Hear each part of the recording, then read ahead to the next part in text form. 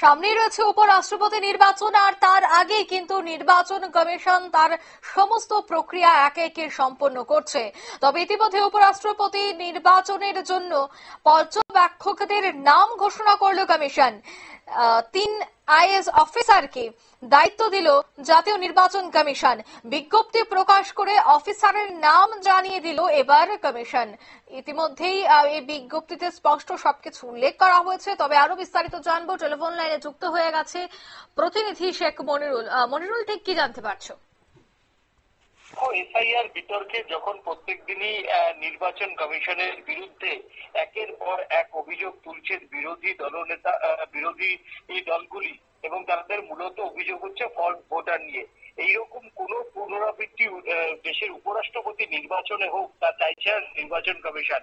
তার জন্য নির্বাচন কমিশন অত্যন্ত অভিজ্ঞ 3 সিনিয়র আইএএস অফিসারকে এবার উপরাষ্ট্রপতি নির্বাচনের পর্যবেক্ষক হিসেবে ঘোষণা করলো। এবার বলছি শ্রী সুশীল কুমার লাহান 1995 ব্যাচের আইএস, তিনি বর্তমানে কর্মরত অ্যাডিশনাল সেক্রেটারি পঞ্চায়েত ডিপার্টমেন্ট। তারপর হচ্ছে ডি আনন্দ আইএস অফিসার 2000 সাল, তিনিও সিনিয়র একজন আইএস অফিসার।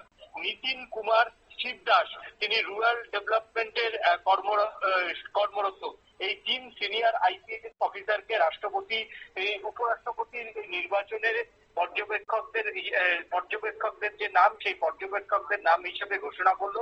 আগামীকাল থেকেই তারা উপরাষ্ট্রপতি নির্বাচনের জন্য তারা সব রকম কাজ শুরু করতে পারবে বলে জানিয়ে দিয়েছে কমিশন।